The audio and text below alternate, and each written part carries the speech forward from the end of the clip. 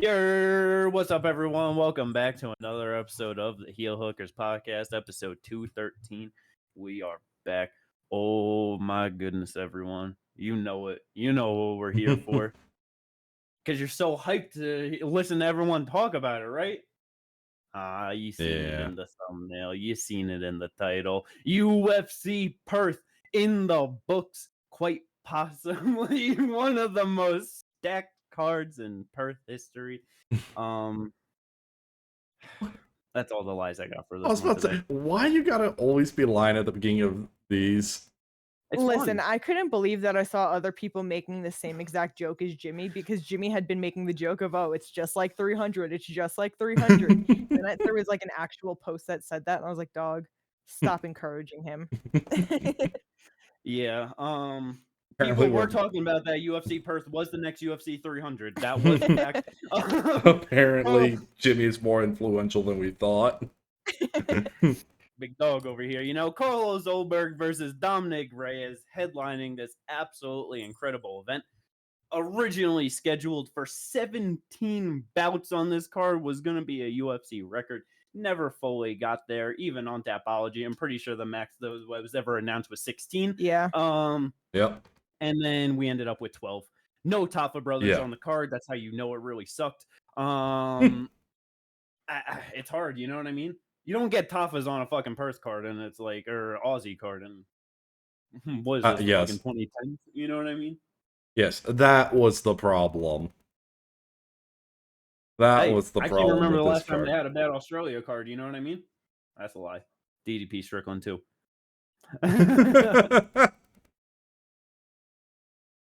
Was it Australia? Yeah, because then it was Zhang and Tatiana, and then it was dog shit on the main card underneath and everything. Yeah, like, I don't even remember it. Yep. Yeah, was it that was February of last year. Yeah, honestly, yeah, because it was Whaley. Canada. Yeah, Whaley, Tatiana. Right below that was Teixeira, Justin Tafa. Below that was Jimmy Crute versus Adolfo Bellato, going to a majority draw. Jake Matthews beating Francisco Prado. Jack Jenkins lost. Tom Nolan won. Wow, look at all these names. It's the same exact names Yeah, we have I to know. talk about now. And listen to what we got, because damn, oh damn, did they Damn, that do also had great 5 fights last fall night. out. Nice. 9-1 for the Aussie New Zealand fighters last night. Very good for themselves. In the main event, Carlos Blackjack Ulberg taking on Dominic Reyes. I was super excited to see Dominic Reyes be able to return back to the top of the division, back into a title fight potentially. And that all came crashing down in less than 5 minutes. 4 minutes, 27 seconds into the first round. Carlos Ulberg just blasts him with just a clean 1-2, puts him down. It just the first real clean shot of the fight that fucking Ulberg landed. Put Dom right on his ass out. A couple follow-up shots, had him unconscious, and that was it. Yeah. Almost just he was having a really hard time like figuring out his range, which is weird for fighting someone who is the exact same height and reach as you. But he was just having a problem finding Ulberg. Wasn't able to get the leg kicks off, wasn't able to really throw anything like that was close to like landing. He landed 5 shots, but it feels like he didn't land that many. No, yeah, I mean, 5 is not that's not much, you know what I mean? In almost 5 minutes, yeah. It just, because overall it just felt like he just wasn't doing as much either. You know what I mean? Like throughout the last 3 fights, especially on the win streak, like he has been pushing the pace more. You know what I mean? Of just like forcing the fights out of these guys and making them make the mistakes so he can get those knockout strikes. And like you said, he just wasn't able to get shit going at all in this. I don't know if it was 100% something of just the looks and feels that Ulberg was giving him in there that made him, just not be comfortable in the distance, not be comfortable wherever, or if it was just the general nerves of like, man, I'm getting back into this position, you know what I mean? It's like, I need to keep this going, and I don't know exactly what it was, but he did not show up like himself, and that was just sad to see, honestly. It was sad. Yeah, part of it was definitely had to be like just the general feints of Ulberg, like because Dominic Reyes was biting on every single feint that Ulberg was throwing. Ulberg was able to land to the body a couple times with the just straight right or jab. And yeah, it was just,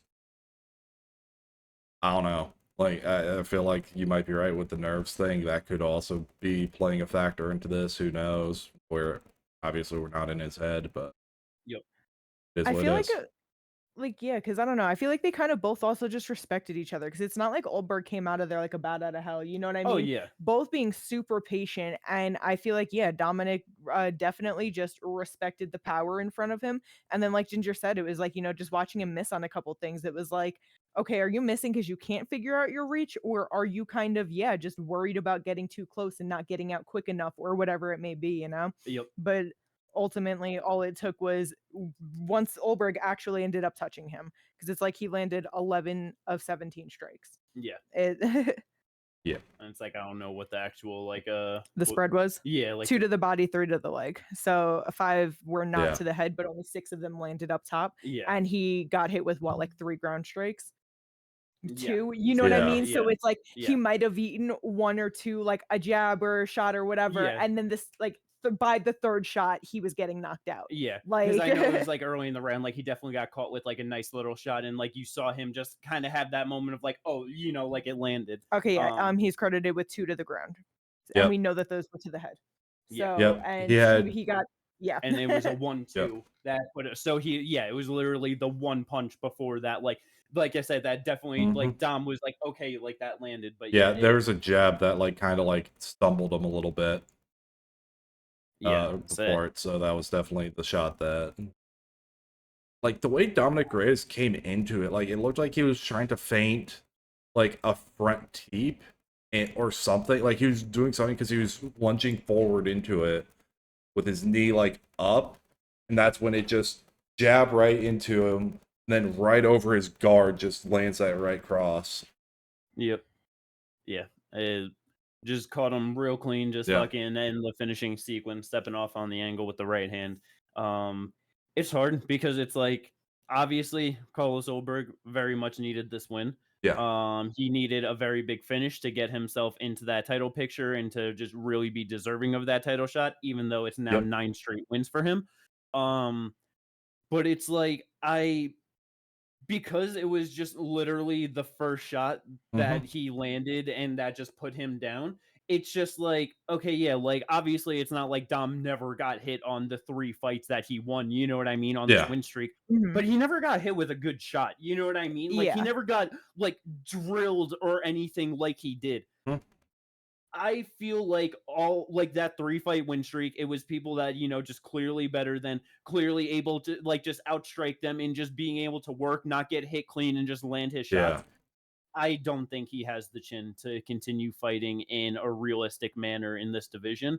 And it's just really sad to like think and say because of like believing in him and wanting to see him do good. And it's like, yeah, this is only, one loss after a 3-fight win streak, but it's like you've lost 4 of your last 7 fights, getting viciously knocked out in every single one of those losses. And the second you fought somebody that has good power and you took the big shot, it's just out immediately. It's like, that's just definitely not a good sign for somebody with a big name, a former title challenger, not on the same losing streak he was on before. So it's much easier to refeed him to the other new guys coming up. You know what I mean? Yeah. What, he was number 7 or like 8 going into this, or like number 7, yeah. Yeah, and fucking Ulberg was like number 3. So it's just like, yeah, like, oh, you're gonna go back 1 or 2 spots, and it's like you're still getting 2 more fights in the top 15 before, you know what I mean? Like, yeah, that really is just. I know we talk about it a lot, but like how it's just so terrible for the fighters that it's like where it's like, yeah, you go out there and get drilled. It's like you should just probably fight like an unranked guy or like real back end. You know what I mean? And it's just like, yeah, if you lose that one, keep going. It's like fight unranked guys. It's like you don't need to re-put them on a 3-4 fight losing streak potentially off of all ranked fighters. You know what I mean? No, yeah, it's just one of those things where it's like hard, like it's obviously like his first losing streak. It's like it makes sense why he got what he got because loses to Jones in a decision a lot of people thought he won, then loses to Blachowicz in a vacant title fight. Yep. Loses to Yuri Prohaska, one of the up and comers, and like had just beat Volkan, and then the one that like really threw a spanner in the whole thing for him was Ryan Spann, because that was the one where it's just like, okay, he should be able to win this fight, like, and but it's just crazy how it's just such a slippery slope, because it's like another great example of like, in like that type of thing is like someone like Steve Ersic, where it's like he only had a few fights, but he had a really close fight with Pantoja. So it's like, yeah, you know, going back to Kai, like whatever. So then he gets knocked out, and then it's like obviously there was a situational thing that got him put up against Moreno. Yeah. But then you go fight Moreno next, and it's like, holy shit, what are we doing here? And it's like, just like assuming people have a skill set where it's like, oh, we'll just put them back a little bit. And it's like, I don't know, maybe we should give people that bump back, even if it is further than they should be, and they go out there and do what they should do. But it's like, maybe that's safer for them. No, yeah. And it's like, honestly, I was just sorry, real quick, because it's like bringing up like Steve Ersic. I feel like that's just like a great example, like, because it's just because even with it's like, yeah, because the same thing, it's like loses to 3 top dogs in a row. Same thing with, you know, Dom Reyes. Obviously, Dom having the much rougher losses in there, where Ersic only had like the one bad knockout loss. But then it's like they both get like the real far step back. Ryan Spann, Ode Osborne, Ersic obviously getting the bigger step back, you know, with Ode. But it's like, but he almost lost that shit. Like only because his chin wasn't destroyed as bad as what Dom was, given the fighters that he fought. That's the only reason why he won that fight. Because if it was hurt a little bit more, dude would have been done in like that first round when he got clipped. Do you know what I mean? Like, yeah. No, yeah, and like the thing with Ersic is like it was weird for what like with him, he's like also in a bit of a weird. He was put into a weird position because he came into the UFC short notice, beats a ranked guy, then they give him an unranked guy that he beats, then he beats Matt Schnell, and then all of a sudden title shot. Right, like at least sense, but coming out of it, people were like, "Oh no, but that was good, so he's definitely top 5." Yeah. And shit, I was one of them. So it's like I understand, but it's just such a slippery slope. Is No, it basically is the whole point I was trying to make. No, is that like at the time it makes sense, but then once you actually have like the future insight on it, it's like shit, things could have been done differently. And then when you see it a few times and it's kind of like similar situations, it's like maybe we shouldn't just assume that they're here and let them prove it at the back end. You know what I mean? Like, no, yeah. It's just one of those things where it's kind of weird, like in where Dominic Reyes is right now, because like again, he had a more normal come up through the division. The only weird one being getting a title shot after being Chris Weidman, but whatever. He had beat Volkan before that, Ovince St. Preux. So it was kind of more so the decline for me, because like I know like the whole like way it got brought up is like how it's like people like, yeah, like how we're talking about him, how he went on the 4-fight losing streak and was still in the rankings because well, it's these guys that are ranked and still getting fed these killers. It's the reason why Tony Ferguson was able to go on such a long losing streak. There's just certain people that when they're at such a high level, the decline is so slow. They'll be number 2 and they'll fight number 4 and then number 6 and then number 8 and then up and coming number 10. And then we're still going to give you number 12. And it's like, bro, what are we doing here? Even if they should be better, they have accumulated so much damage that maybe we should have went from 2 to 6 instead of 4. You know what I mean? Like, no, yeah, exactly. Like, it's kind of also the Calvin Kattar thing, who just finally is now out of the rankings, and you know he should definitely be retiring. But like that's a bit different because he's also turning 39. Like he's just past his prime athletically and physically. It just is what it is. Dominic Reyes, light heavyweight's kind of a little different prime. He's just turned, he's 35 in however many months. I do think he should take a step back in the division, a decent one. It's like, and I don't want him to fight Bogdan, because Bogdan, I feel like, just puts him out. Yeah, it's like, honestly, for me, like just after watching how he performed, how it played out, I genuinely don't have interest in seeing him fight again. Just for his own health and everything, where it's like he talked about in the year layoff of just how like he had so many health issues and was going through a lot, that it's like you don't need to add insane extra brain damage on top of it. It's already so rough for, like, he's just been damaged so much at this point that it's like, because it's just like who behind him, even, that it's like, are we realistically gonna be like, oh yeah, like he probably easily wins that, like that, like, obviously there's gonna be fights like a Johnny Walker, whatever, but it's just like those are still all fights where it's just like literally a fucking little jab from Johnny Walker lands on his chin and he's going down. You know what I mean? Like it's gonna be the same shit with Ryan Spann, like the Ryan Spann shit. Like let's say Johnny Walker does what he did against like Magomed, like where, you know, Magomed hits him to the body, pretends to be hurt, and then all of a sudden, boom, that flying knee comes in. Like Dominic Reyes isn't gonna get out of the way of that shit. Yeah, and that's where it's like, yeah, the bigger, stronger guys in the division, it doesn't have to be some big shot like that. It's like he's already been put down by literally a jab from the bigger guys in the division. It's like, yeah, it's so that's where it's just rough. Like I'm just saying with like someone like a Johnny Walker, it's something where it's just like he gets knocked out in comical ways, but he can also knock people out in very brutal and sometimes like, what the fuck are you doing ways, you know what I mean? So it's just like, that's why like I understand that. Like if they're gonna, like if he is going to fight, if that is his plan, I do think like a Johnny Walker fight is a bit better than a Bogdan, because it's basically putting the two chinniest guys in the division against each other, like at that point. No, yeah. Like that's where it's just like, yeah, like Johnny Walker is going to be like for sure one of the more winnable fights for him, like 100%. But there's still plenty of danger in that. Like that's the there's plenty of danger in that. There's plenty of danger. He already beat Krylov. I don't think that's a worry, but like whatever. And they're not going to send him all the way back to Alonzo Menafield, and they're not giving Min Yang Zhang a top 7 fighter after his last performance. He shouldn't even be in the fucking rankings. But Modestus Bukauskas should be in that number 15 spot. Probably. But yeah, so it's rough for Dom. We'll see what he decides to do, what the UFC does with him. And for Ulberg, it's just like, it's hard to know how.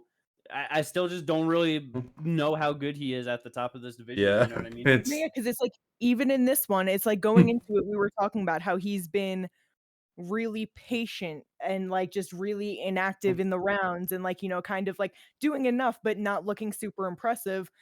It's one of those, you know, things where it's like, yes, he got the first round knockout and it was impressive, but it's also in the almost 5 minutes, he also only landed 11 strikes, only threw 17, and it was like the first shot that landed dropped him, so we didn't get to see anything. Nothing was shown from him of anything. Other than, just what we know, where it's just like, you obviously have good striking, you have good feints, like you have good power, and it's like that was enough to get it done easy over Dom, but like, brother, what is that going to do against Yuri? What is that going to do against Khalil? What is that going to do against Poatan? What is that like? It's there's still questions, but like at the same time, it's just like 9-fight win streak. Number 3 in the division would be a new fight for either champion, either fighter who's fighting for the title right now. It makes 100%. Makes all the sense in the world.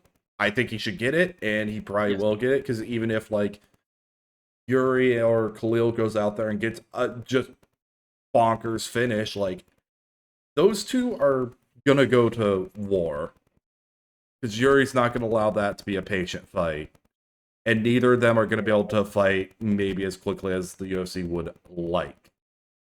That's definitely possible. Like, especially if Poatan wins, like that'll. That's gonna be like fucking January fucking pay-per-view fucking Poatan Ulberg.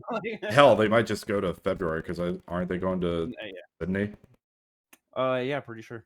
So if that's a pay-per-view, Ulberg, Poatan. Very possible. Plus it'd be Poatan versus another CKB guy. Keep the rivalry going. But so definitely a good win for Ulberg. Definitely the win that he needed. Got himself $50,000 for a performance bonus too. Good for him. But no fight of the night bonus. No awarded. So there wasn't. I was. Yeah. I wasn't sad about it. No. As soon as it ended, me and Kay were just like, it's probably just gonna be 4 performance bonuses. But good for him. We'll see how all of that plays out. Get much more clarity to the 205-pound division next week. Let's fucking go.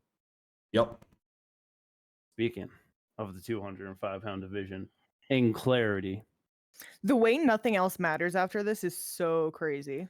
Jimmy Crute's getting himself a top 15 opponent. After that, they labeled it as a rear naked choke over Ivan Erslan.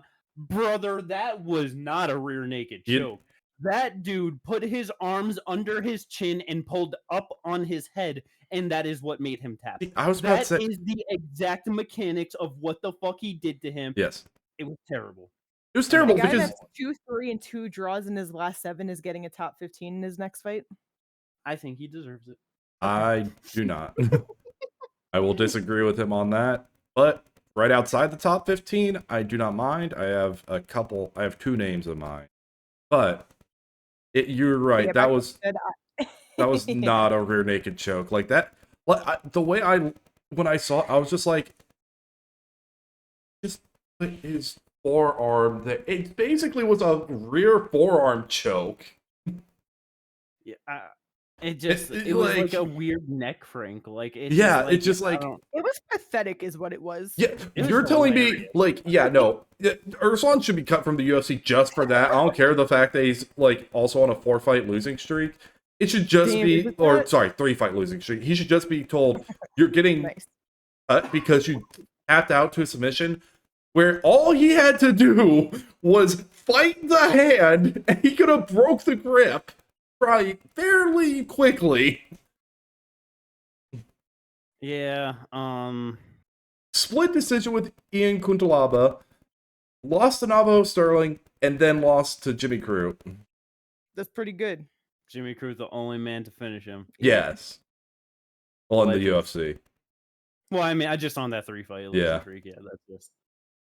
Yeah, and it's getting more. It got more decisive. It was a split, a UD, and then a first round loss. Yeah. He'll probably get cut. That was pretty terrible, hilarious.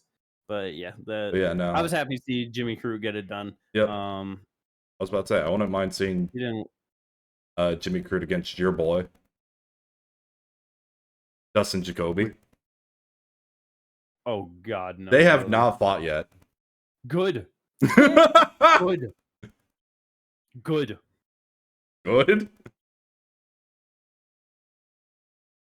Hey, the only person who really knocked him out was Jamal Hill, you know? His other knockout was the leg injury against Anthony Smith. It's not like he's out here getting knocked out crazy. Dustin Jacoby has some power, but he can go to a decision. And Jimmy Crute's never lost a decision. He hardly goes there. Yeah, but it's like he got finished via leg kicks by Anthony Smith. Yeah. Well, was it leg kicks? It was leg kicks. Like, what the fuck is Dustin Jacoby gonna... No. Because I was like, here's the thing, right? Because one, I don't...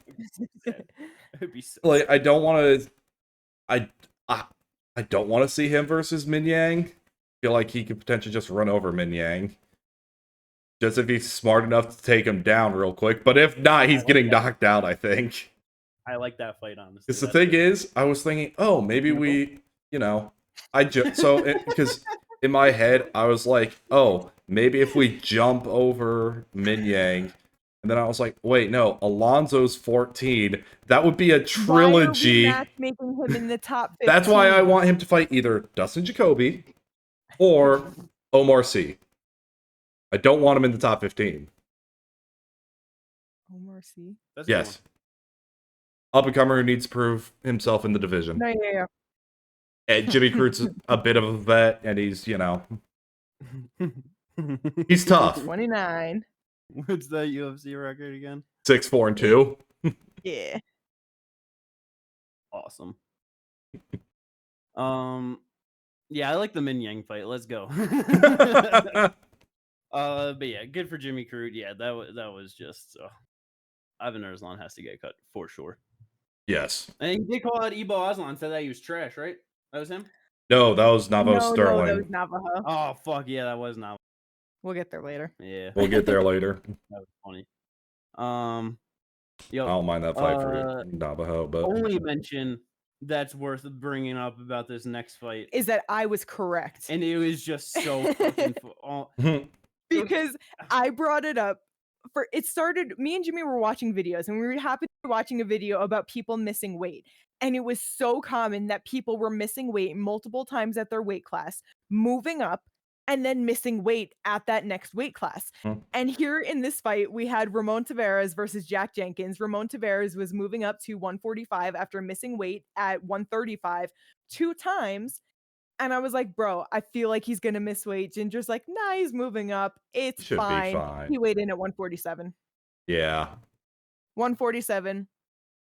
Bro missed weight. He lost the decision, and he's definitely getting cut. Definitely. Oh yeah, 1 and 2 in the UFC, 1 and 1 in Contender Series. Weight once on Contender Series and missed weight twice in the UFC. That's fucking crazy. Yep. Yeah. That was really funny. So yeah, good for Jack to win, you know. It was scrappy though. I guess it was fun. Yeah. It was a bit of a scrap. But yeah, so that was the fun of that one. This next one, I was very sad that Jake Matthews ended up shitting the bed and losing the fight 3rd round to Neil Magny. But Such a weird fight. yeah, controversy though, you know what I mean? Very controversial. Yeah. For me, I feel like fuck what the rules say and just do what the right thing is.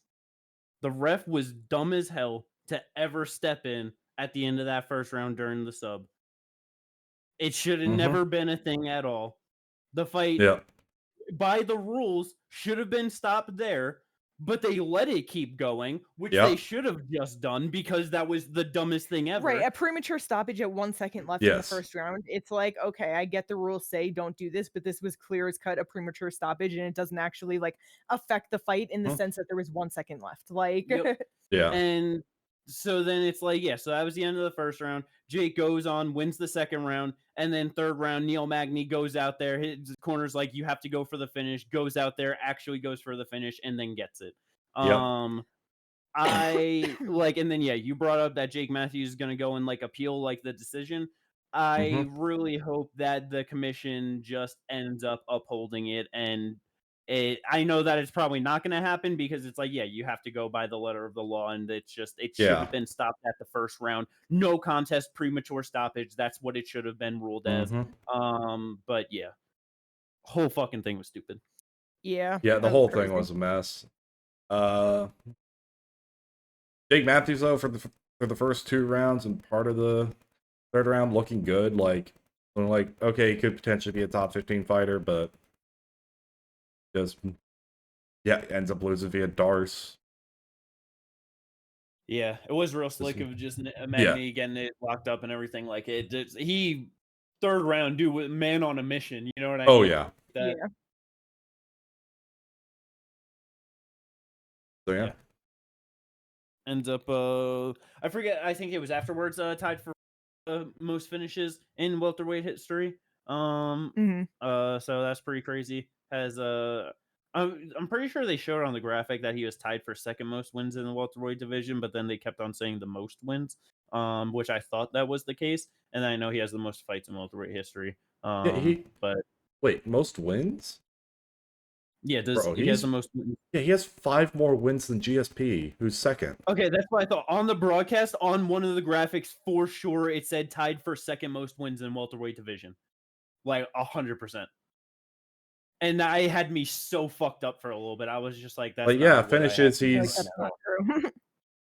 for finishes, he's 4th with 10. Right behind Matt Hughes at 11, above Thiago Alves at 9. Yeah, it's just crazy that it's like, most fights, most decision wins, you know what I mean? And is still like, tied 4th for most finishes too. Like Magny just out here doing the motherfucking damn thing. Greatest gatekeeper of all time, you know? It's insane he's not in top 10 in submission win. I would have thought he would have at least been there. Because the barrier to entry is 4 at Sean Brady and 2 other guys. Then Shavkat right there with 5. With Mickey fucking Gall. Yeah, he's only got 3 subs in the UFC. That's crazy. Yeah. Yeah, I would. Like, before this fight, if you're like, how many subs? I'd be like, 4 or 5. Like that's probably what I like. Yeah. I would have just assumed or something. Like this was his third one. Yeah, 2 Darces and an RNC. awesome. But yeah, so just great on Magny. Definitely some fuckery, but definitely also just sad of like, man, it's one of those things where it's just like, yep, Jake Matthews just never gonna be a top 15 guy. Yeah. Yeah. Gonna be a perennial gatekeeper. Damn. Almost 2 hours. After he lost his O, he is not able to go on a streak longer than 3 wins. Crazy. 1 fight in between each 3-win streak. Well, or 2 win. Like they're not all 3, but that is the most. There's a couple that were broken it up, but yeah. Yeah, he's not allowed to go longer than a 3-fight win streak. Or not wrong. Yeah. He goes on a 3-fight win 2-fight win streak, lose James like 2-fight win streak, 2-fight loss streak, 3-fight win streak, loss, 3, loss, win, loss, win, loss, 3-fight win streak, loss. Crazy. But yeah, so good for Magny. Let's go. Yeah. Last fight on the main card: Tom Nolan, Charlie Campbell. Tom Nolan got $50,000 for his performance. What a fucking wild ass fight for as long as it lasted. Only 4 seconds, but that shit was awesome.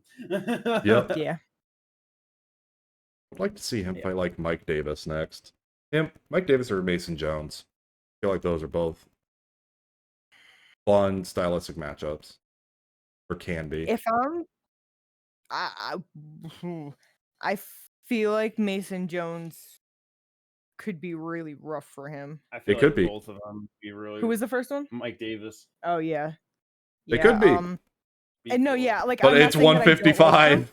But just even thinking of fucking like Mason Jones specifically, because it's like Tom Noli is so chinny, bro. Like even in this one, Charlie Campbell wasn't credited with the knockdown, but he had that flash knockdown, and Charlie just didn't want to go to the ground with him, and obviously he got choked out the second he got taken down. But it's like he had him hurt, brother. No, yeah. And it's like we know that about Tom. It's like he only has the one loss, and it is getting knocked out, but it's like he just gets hurt in all of his fights. And Mason Jones is tough as dog shit and down to brawl. That like if they get to brawling, Tom Nolan's the one going down. No, yeah, it's like, but it's one of those things like, well, I feel like a lot of people in this division would be able to do that, and it's just one of those things where he's gonna be moving, like he's on the grind at 155. It's gonna happen. Oh yeah, for sure. I'm just like, oof, just thinking of that fight. I'm like, that's a violent fight for as long as it lasts. Because it's like anyone in this division that it's like you would just say is like a good fighter. You know, obviously not great or like just a very good, solid fighter, but they are a pressure fighter as well. Tom's fucked, man. Yeah. Like he just gets hit so much under pressure. Like Charlie is not that great of a fighter. You know what I mean? Like it just like, especially just in this one, like it's not like his striking looked good at all. No. But like you said, just hurting him, hitting him constantly. And it was just like, bro, anyone that's like a legit, like solid striker, it's like you're fucked. Like if they just push forward on you. So yeah, but the thing is, he's fun. There's gonna be a lot of fun fights with him, but it's like, he's like he doesn't fight exactly like it, but like he's like Dan Hooker, but without the chin. I'm not comparing like their actual fight style. I'm just comparing like the height, the like, I got you. Like just that type of like he kind of, because he also does get a bit into like brawls. Like he likes to fight in the pocket. Yeah. 100%. So it's like he just doesn't have the chin for it. Yeah. But let's go. That is the main card, UFC Perth. 3 of the 4 performance bonuses did go there. On the prelims though, we had some decent stuff. What do you guys want to talk about on these prelims? I feel like what I want to bring up is Cam Rouston knocking out Andre Petroski in 2 minutes and 41 seconds. Because, bro, I don't know what it was last week, but the second Ginger brought up, like, oh, why is Petroski fighting a debuting fighter? Like, I just fucking lost it. Like, it was so funny to me because, like, This is why. And not that this was obviously gonna happen, but it felt like it could easily happen because Andre's just not a good fighter. Had me weak, and here we are. And so that felt like it needed to get brought up. That's a very good shout. I kind of forgot about that, honestly. Yeah. That. Hey, hey, it's the name of the game. Like, I'm sorry. When I'm wrong, when I'm don't get to knock yourself out, and then I have respect for your fighting after that fight. It's I'm willing to admit when I'm wrong. I was wrong. So funny. So, kind of interesting to see what Campbell does. Like, it's just one of those things. Like, he beat Andre Petroski. Like, it doesn't really tell me how great how good he's going to be in the division entirely. No, yeah, sure. So it's just one of those things where it's just like, all right, well, you're on the grind now. Let's see if you're going to be like a. This is the guy that lost to Torres Finney on Contender Series. Oh, he ain't beating shit. He ain't gonna beat shit then. Sorry. Torres is solid. He also lost to Jacob Malkoon back in 2017. Oh, he is not doing shit. He's getting better. You keep That's where Andre's at. You know what? Fuck it. Run the rematch, him versus Torres Finney. No way Torres is still around, is he? Pretty sure. He was winning, isn't he? Oh, he lost his last one, right? I don't remember. No, he won his last one. He had a terrible fight with Robert Valentine. He was supposed to fight Asmat Bakoyev, and then he had to pull out. And then what? You cut out? He pulled out the Bakoyev fight. Oh, and he hasn't fought since. That was in August. Gotcha. I know another fight we should talk about. Okay, because that was the one that I wanted to sorry. bring up. Michelle Montague or Montague, or however they it's pronounce Montague. I think they said Montague. Oh, okay, yeah, Montague. Yeah, you're right. The thing that I want to bring up here. Mm-hmm. I have never in my life seen someone so comically in their body reject anything other than the one thing that they do, because her thing is grappling, and that's how she did. Like, she had some she had some real nice takedowns. Like, at first, like, she was struggling a bit, but once she started to get going on Luana, like, she was just hitting different ones, being slick with it. Like, I really liked it. Yeah, she went 5 for 7 on takedowns. Yeah, and then she was doing real good at controlling on the ground too, and getting and stuff too. But headed into this, she was 6-0. All 6 of her wins came by rear naked choke. So she clearly knows how to lock in a rear naked choke. Yeah.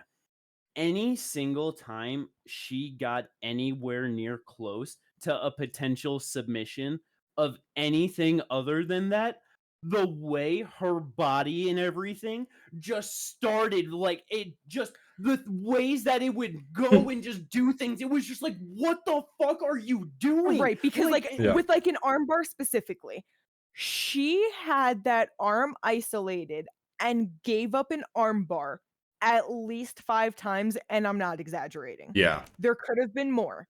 And I'm just kind of, you know what I mean? At least 5 times. Like, without any problem. With zero problem, she could have grabbed it. And she just didn't, and was like, I'm gonna use the isolated arm to instead move back to mount or move to a north-south position or something like that. But she just was always like, oh no.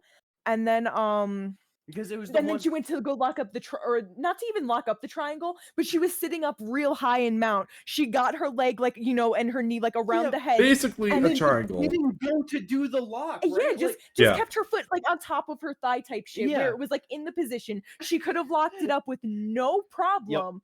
And then she started grabbing the arm, and it was just it was just transition to the arm bar. Yeah, but it's just. I can't remember the exact motions, but it was just what are you doing with her arm? It's and then I just remember that I forget the exact grip too, but she went for the fucking Kimura, and it was just the way that she grabbed her arm. It was what the fuck are you It seems me crazy. Yeah, it feels like the way that Justin Gaethje's body rejects wrestling. Yeah, her body rejects all BJJ except for an RNC because the second she was on the back and she had to lock it up, like it was more of a face crank. Obviously, it wasn't under, but no problem in being able to get that grip. Yeah.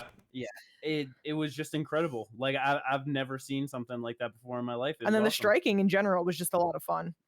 Like that's something she's gonna have to tighten up because it's like Luana Carolina was definitely piecing her up. She had her hurt a lot, like earlier in the rounds, like round 1, like earlier round 2, but it was like, bruh, she was definitely getting punched up a bit. She ran face first into everything. And, like it is insane, like how she's like not able to lock anything else up because she went on in the amateurs a 4 submission win streak of guillotine, armbar, armbar, armbar to begin her amateur career.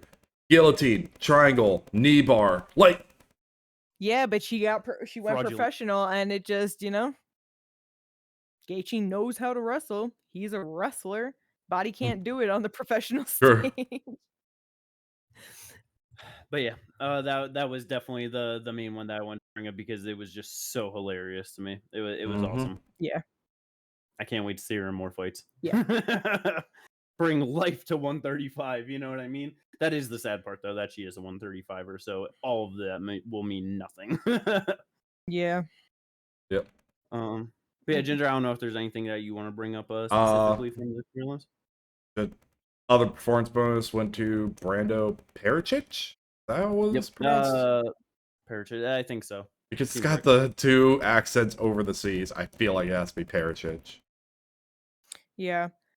I know he didn't fight anyone like seemingly like super great, as it was also his UFC debut. Yes. But he definitely looked good in there because honestly, like the first thing I noticed with him was when looking at the fights going into it where it was like 6'5" versus 6 foot and then the weight discrepancy of 261 and 236, him being the bigger guy, he holds that weight well. Oh yeah. Like obviously, he might have like a little movement. It's not like he's like super solid 6-pack or anything like that, but he's not a wildly out of shape heavyweight. Yep. And it's just, like from what we did get to see, he seems solid enough where it's like, okay, do we have some life here? Because it's like the guy he was facing, Alicia Ellison, he was shooting for takedowns, like like there was definitely like in the 2 minutes it lasted, like a couple different looks of things where he went over 2 on the takedowns. He landed 30 of 50 strikes in less than 2 minutes, where it's like, okay, that's like solid, you know what I mean? So it's just, but also it is heavyweight, so we're grading a bit on a curve here. yes. But just maybe as long as they don't say, hey, you did really good here on the prelims, you want Derek Lewis in a main event next. Maybe if he can get some real progression and maybe fight like a couple of their shitty heavyweights like for the next like 3 fights, then that would be good for him, because he himself after this win is only 5-1 in his career, where it's like, let him cook a little bit because he might actually be solid. Let's not give him to the big dogs who are going to knock him out. Now his chin is destroyed. Thank you. Yeah, I'm not even sure give him next, but give him someone. Not in the top 15, preferably. Yeah, just like you said, just any like the bet, like a fucking a fucking Usman, of any, you know what I mean? Just any one of the heavyweights that it's like they've lost multiple times, are so clearly flawed, and that like they're not doing nothing. You know what I mean? Bro, like, Martin Boudet literally went 7-1 in the UFC without fighting a ranked heavyweight. Give him those guys. You know what I mean? How many of those like it's doable, and they just don't let it happen. To be fair, like Andre Arlovsky no longer in the Josh Parisia and Jay Collier. I don't think he has. Still has. Okay. Unless. But Brzeski is somehow still in the UFC. They're like, like fucking Jimmy give him said, Brzeski. like Usman or Hamdi. Yeah, Brzeski, give him fucking Austin Lane. Give him, you know what I mean? Like, just people back. Saying that the only 2 people out of all the wins that Boudet has, the only 2 still in the UFC are Chris Barnett and Lucas Brzeski. Like, what the fuck? Shit, Boudet himself ain't even in the UFC anymore. That's what I mean. He should be. But so definitely good for him. Good for him to get $50,000. I was very happy that he got the performance bonus. Yeah. Especially with you just because that was him that like taking out the loan, right? Yes. Yeah. Which like I thought but yeah, so like that's just very helpful for sure. Taking out a loan to fucking become a full-time fighter, and it's like, brother, we know how often it's like, yeah, you're in the UFC, you go fucking 1-3, you probably banked a total of fucking 60K in that time, and that's like that's before taxes and all of that, and before taxes, what you're coaches paying out, and like and that 1-3 could, depending on who you are, could take you a year and a half or something. You know what I mean? So it's like, yeah, it could be very rough. So good for him. UFC needs heavyweights, so like he can fight any of them at any point. Again, February they're going to Sydney allegedly, so bring him back. Yeah, let's go. I feel like if anything, last little mention, Alexia Thainara was on this fight taking on Loma Lookboonmee. The only other fight on this card that had a ranked fighter on it, with Loma being that ranked fighter. Loma did lose unanimous decision. That was very sad to see. Just kind of everything that we were thinking, you know what I mean? She definitely did like solid at points with the takedown defense, you know, like than I thought, but it's like Alexia went 5 for 11, so yeah, but it just overall was not enough to meaningfully get anything off to win the fight. No, yeah, for sure. So, do you think they're gonna have Thainara fight like someone else in the rankings? They're gonna give her someone like who's outside the rankings? Like, where do you think they're gonna put her? And I think that they're gonna give her a ranking, like someone that's in the rankings, because it's like 115 is one of those divisions that it's like we have people come in sometimes, but it is like kind of dead. So with the way that she went out there and just like ran over Molly McCann, and then they gave her number 14, I would not be surprised if Hebos is recovered, if that's her next fight. Angie Hill always likes to make quick turnarounds, so Angie Hill loses or wins her next fight. You know what I mean? It's like there's just like definitely options that I feel like they'll give her from like 11 to 15. Say 11 to 15, and I'm just sitting here like, man, they're just gonna be like, oh, we're just gonna hot shot her up, give her Jessica Andrade. It's really funny because it's like, you know, it just looking like that was like fight Hebos. Hebos was there with her because they trained together. Never mind. Gotcha. But either way, like Andrade was like the one name like into the top 10 that it's just like, brother, you know, it's the same kind of thing with Angie. She'll fight anyone, anywhere, anytime. It don't matter if that contract comes across both of them. They're fucking. They're both. You know? So it's like it is what it is. But yeah, like you said, just hopefully bring some life into this division, because it's definitely been dead in terms of prospects, like really pushing in for a while. It's starting to get a little bit better, but we got Jill. It's a bit slow. It is slow. If Alexia can break in, and then speaking of Angie Hill, like if she does lose her next fight, that is a win for Fatima Klein. That gets her a win over number 12. That's another person in there. Denise, is she newly ranked? Like I know it's not like a new rank there, but like fairly new. Fairly. Where it's just like there's a few people. Loopy getting her shit together where she's young enough that it's like, I know she's been around, but there could be life popping up into strawweight again. Of course, I look at the rankings, and Virna and Tatiana Suarez are tied at number 1. Because why not? Like, they'll usually do it lower in the division. But one? Do you think? Yeah, I honestly can't remember the last time. I was like, when have we seen tied number 1 contender? Like, I feel like that has been a while or something. I don't think I've ever seen it. Is this? Do you think this is like AI UFC rankings or not yet? Or I don't know. I don't know. I feel like there would be something that it was like ran by AI. You know what I mean? Probably. I also feel like there'd be like one ranking where it just makes no sense whatsoever. The thing is that's how I feel like it would be. Like they're gonna be like, yo, AI, make a ranking list, and like at number 1 at welterweight, they're gonna be like, yo, GSP. Like I mean, you go do fucking Google AI, and that'll give you some real funny things of like, you ask for the top, like, I'm pretty sure if you go like, just like Google AI and like, top like 5 lightweights or whatever, I'm pretty sure Habib is on. So it's like, and it's like you could say like current active 155-pound MMA fighter, and it's like, Habib. Let's go. That is the fight from this card. Very good stuff. Tapology didn't happen. Yeah. Ginger wins by default. Yeah. This time it wasn't just me. Jimmy didn't do his picks either. It's a win. I think I had a better excuse. I didn't have service. No, and that's fair. I took a nap during the day. It sucks that it's a win by it, because technically you still got less points than me. I ended up last in the group. Okay, you don't get to add this win to our. I wasn't going to. Once I found out both of you didn't do it, I'm like, this week just doesn't count. Nah, if you would have done better in the group, I would have been like, no, that was our fault. But you coming last in the group, I'm like, nah, bro, that's just a loss. Might as well. I thought you were about to say that like you got first or something, because it's like, oh, it wouldn't have mattered, or like, yeah, no. Something, like.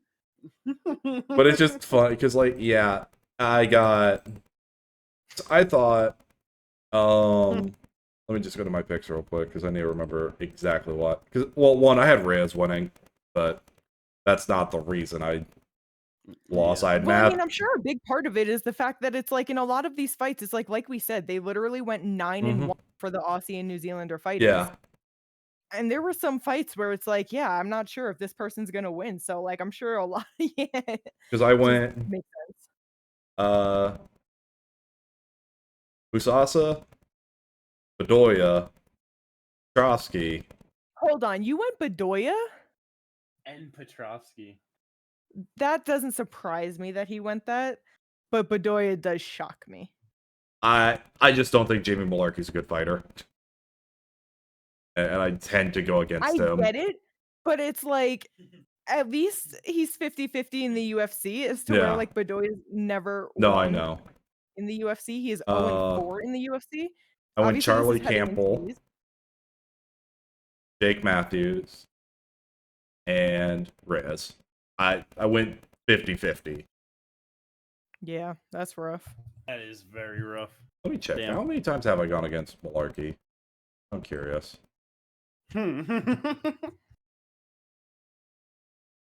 Let's see. How many times have I chose Mullarkey? 1, 2, 3, 4 times out of 1, 2, 3, 4, 5, 6, 7, 8, 9, 10. I have chosen 4 times out of 10 fights. Nice. And I've went 2-2. Nice. In those picks. So incredible. Yeah. So I guess all we could truly say is that Ginger lost in Tapology. And then but Ginger did happen to win the head-to-head matchup in the draft. Oh, I forgot about that. I had Dom Reyes, he had Carlos Ulberg, so but we're back to the same amount of wins. Piece of shit. I just have one more loss, right? Good. That's good. That's still good. Next week. Damn, next week we still have a head-to-head with Marab and Corey. Oh shit, I forgot about that. Do I have anyone fighting next week? You do not. Your next one is Montel Jackson on the 11th of October. Siggy. Siggy. Oh. Good win, sadly. And I now have Joel Alvarez fighting Vicente Luque. I'm actually going to get a Joel Alvarez fight in this year. Supposedly. The only person who might not fight for me, if he makes it to the fight, he should make it to the fight. Please make it to the fight. Because if he does make it to the fight and win, well, I don't even care win-loss right now, but the only fighter who will have not fought for me is Shafkat. Yep. You're definitely not getting an Armin fight in. Oh, I'm getting an Armin fight. Yeah, my two non-fighters, they're not fighting. Yeah, I don't think Uzdemir's gonna fight. Bro, how you gonna have 2 fighters not fighting and still win, you fucking sack of shit? That's crazy. I was about to say, like, I don't know. It's a lot closer now, so we don't know this for sure. We got a couple more months left. Oh shit. 6. You have 7. 9, 20 and 7, 19 and 10. I got 3 fights on the book. I have 7. Holy shit.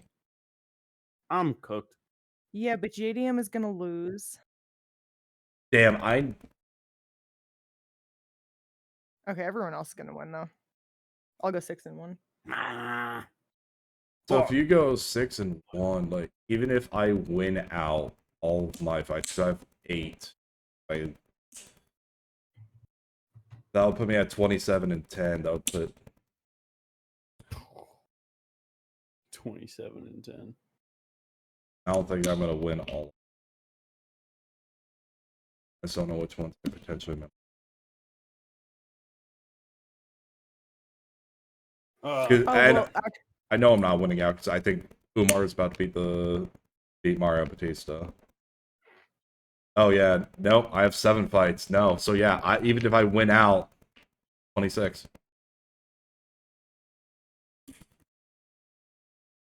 If you go 6-1, you'd still have less losses. But nice. At least Jimmy would lose overall, so it wouldn't matter. Are you sure? I think I could still pull a cat out of the hat. That's the expression, right? Sure. Maybe. Let's go. That is everything to talk about for this episode of the podcast. That's the draft, the non-existent Tapology picks, and one of the most legendary first cards you guys ever seen. It was definitely the most legendary Perth card in the year of 2025 in the month of September I've ever seen. But before we wrap this up, there's only one true way that we could end this episode of the podcast, right? We must sing happy birthday to Kate. And a 1, and a 2, and a happy birthday. I was about to say, the mic was cutting out there too. So. Happy birthday to you. Goodbye, everyone. Happy birthday, Kate.